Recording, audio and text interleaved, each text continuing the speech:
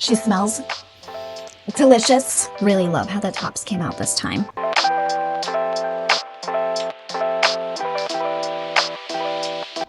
Hi, it's Pam. Welcome back to my channel. I am the owner and maker and the person who does all the things behind Lather and Soul Skincare. Hello, it is time. Today we're gonna make some more soap. I'm getting back into doing more soap making videos. And today we're going to do my Kambaba Jasper soap, which reminds me of a watermelon rind, which is what inspired the fragrance for it, which is this really juicy, yummy watermelon fragrance. Makes me think of a watermelon Jolly Rancher. It's just absolutely yummy. And I decided that this year I'm going to do a matching perfume for it. Here is the Kambaba. You can see it here.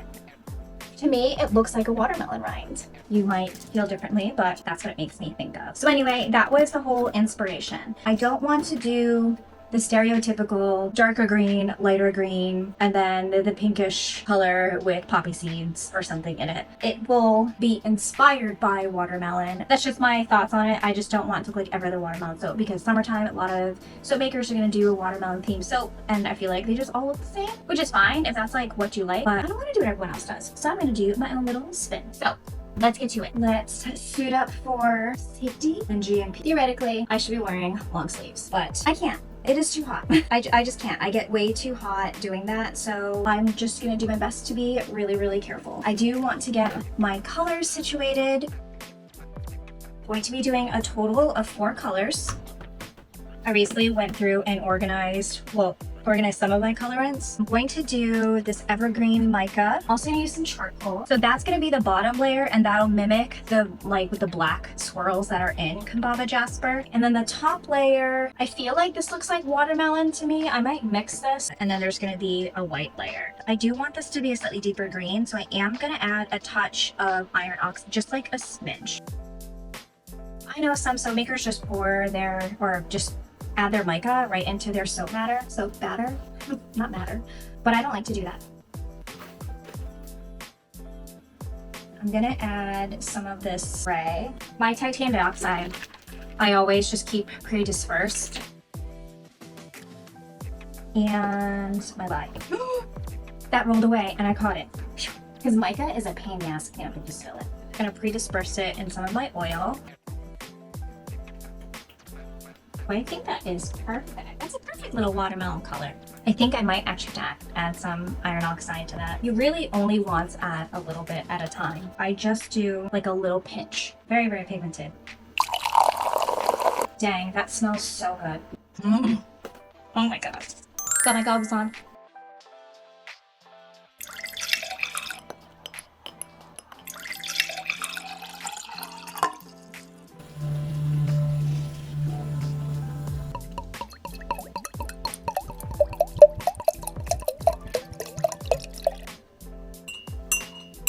That is a beautiful shade of green.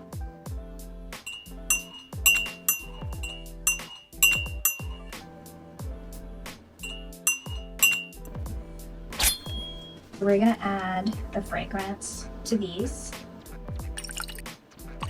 Just gonna eyeball it. I've gotten pretty good at eyeballing how much fragrance to put in various layers of soap when I split off the colors. Do you know that this summer will be a decade I've been doing this? Holy moly. I wish you guys were in here right now so you could smell this. The best way to smell it is to buy yourself more. Isn't this the most perfect watermelon shade? Like watermelon rind, I mean. I'm so pumped to do a matching perfume for this. What I'm thinking of doing is offering a perfume trio of all the summer scents, so it gives you a bit of a discount. This is being so fluid today. I don't want it to be as fluid. I want this to like thicken up. Like I want a little fluidity. We're gonna do an in the pot situation.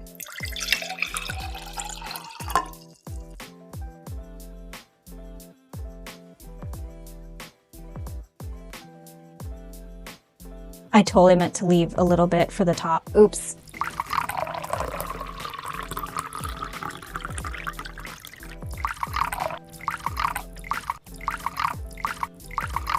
I don't necessarily want this to break through this layer. I don't mind if there are little indents because I'm gonna go in with a chopstick swirl anyway, but I don't want to go all the way to the bottom. Unless I just like spoon it a little bit. It's gonna take forever though. And it's too heavy for me to hold the spatula. What if I just pour really slow?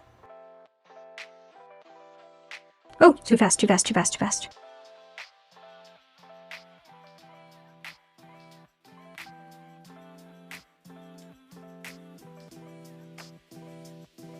I have no idea what's happening underneath because this was really fluid today.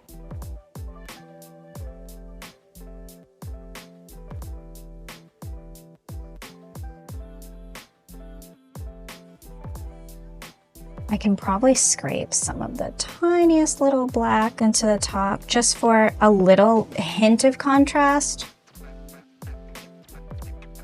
Same thing with this green. I do think I want to do a little bit of a mica drizzle on top. I just think it'll look really pretty. So, and it's so fluid right now anyway, so I have time to mix it up and do whatever pattern I want to do for the top drizzle.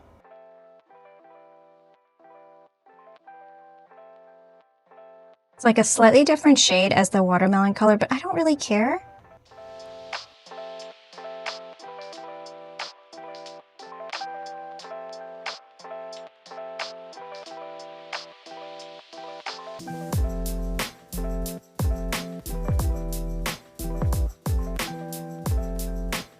There's no rhyme or reason to my swooping. I'm obsessed. I think this looks phenomenal. I really, really love that. It is feeling a little fluid, so I'm thinking I'm going to wipe down all my bowls, then I'll add the crystals on top. So, back in a flash. It is firm enough now where I can add my crystals. Here's hoping they don't sink. Oh no, that's good.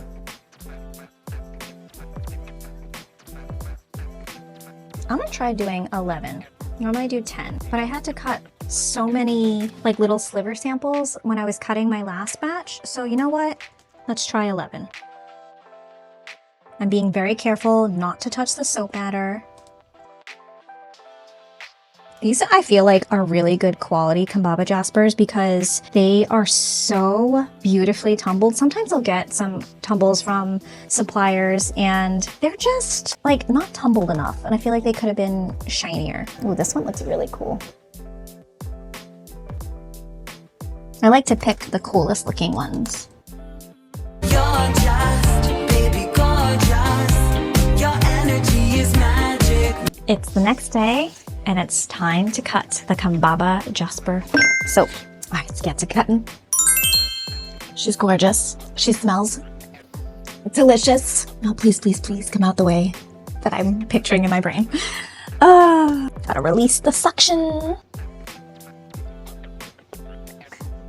The bottom looks really cool. Let me show you. Looks really cool, doesn't it? We are going to need my log cutter, loaf splitter. What is this called? I'm having a brain fart. Whatever this is. Feel like this color is a little too pink. Just not exactly the color I was going for. But you know what? It'll work. It'll be fine. I really, really love how the tops came out this time. The inside looks really cool. That's a bit of a bummer that the inside isn't as pink as I would like. Which means I think I just used too much white. I feel like if I used less white when I did the in the pot swirl, it would have looked better. But the top looks really cool. I love the top. Looks like little waves, doesn't it? It's like an unripe watermelon. Oh, wow. Look at that. How pretty. All right, well, I like that bar. That bar came out really nice. Ooh. It makes me think of that scene in Nightmare Before Christmas where, what was his name? Jack Skeleton is like standing on that cliff and he's singing.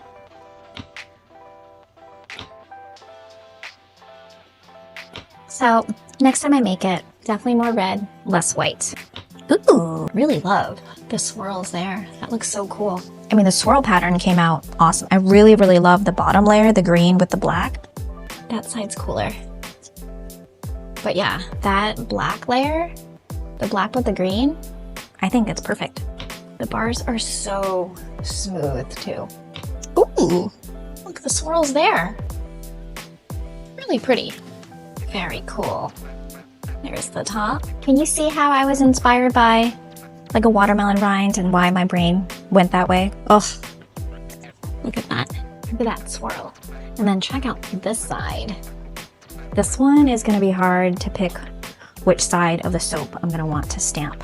So I would stamp my business name. Oh, look at that.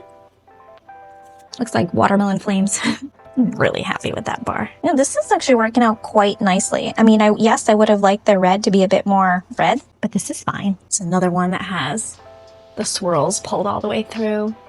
Yeah, I mean, come on, these tops. I'll try to find a picture from last year's version so you can see. And then you can tell me which one you like better for the soap top. Also, I really love that I decided to do 11 bars per loaf instead of 10. Yeah, doing 10 bars gives me more samples, but now I can sell 3 more soaps or keep one for me because I really, really love this one.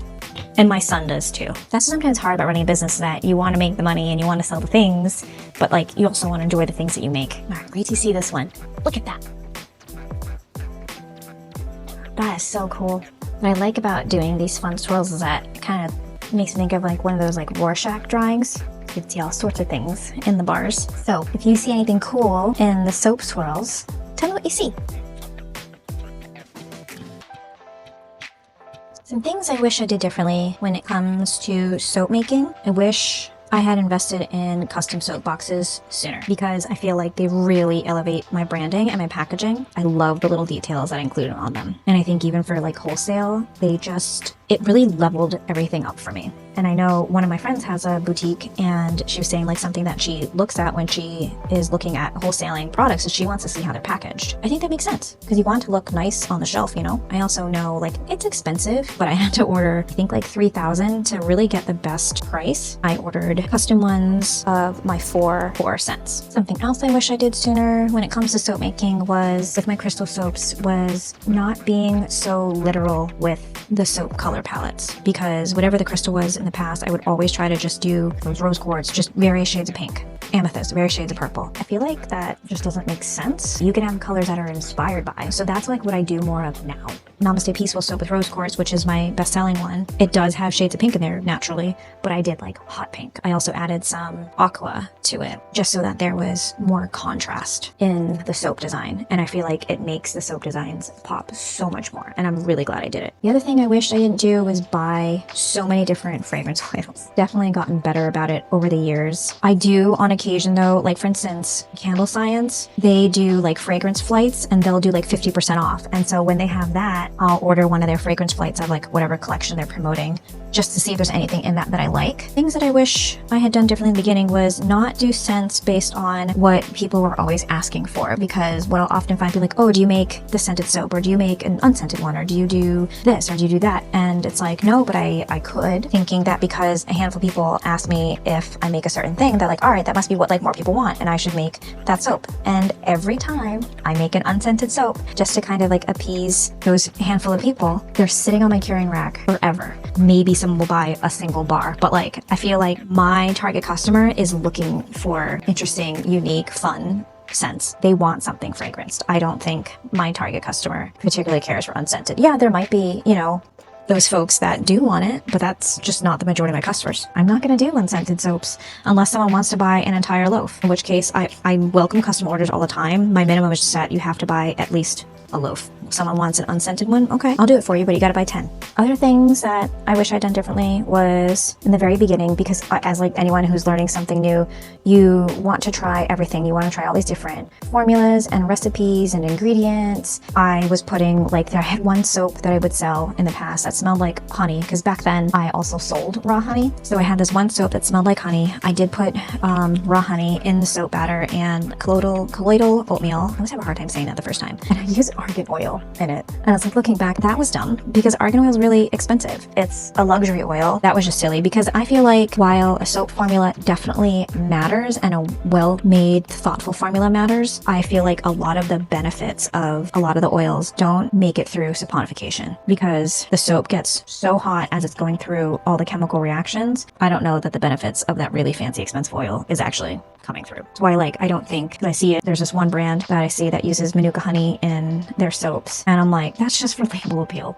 Because the benefits of Manuka honey, allegedly, you know, being like naturally antibacterial and having all these great skin benefits and having all these natural enzymes that are more than just like, you know, typical raw honey, because where the honey comes from, that's not gonna last through saponification. The soap gets too hot. So for me, I think it's strictly just label appeal. I do think honey has a benefit in soap, but like if you're just looking to increase the lather and get more bubbles, then why would you use Manuka honey? You can just use way cheaper regular honey, unless you have a marketing story around it. Which, whatever, go get that coin if you're going to charge extra for it. I just think there are better ways to use Manuka honey and other products where you're actually going to potentially get some skin benefits.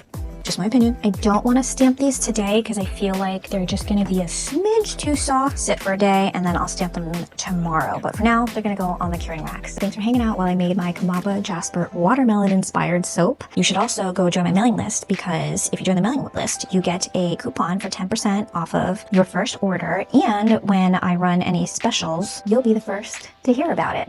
I have such a hard time ending videos. Again, thanks for watching. Make sure you like, comment, subscribe, do all the things to help my channel grow, because I'm really trying to grow this channel.